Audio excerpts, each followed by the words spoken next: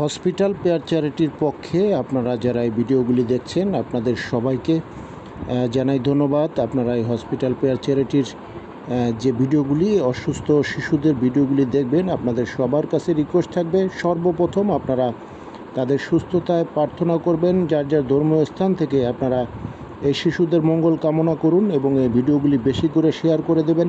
কারণ আমাদের দেশে অনেক হৃদয়বান মানুষ রয়েছেন যারা এই অসুস্থ মানুষদের পাশে দাঁড়ায়, তাদের চোখে যেন ভিডিওগুলি পড়ে।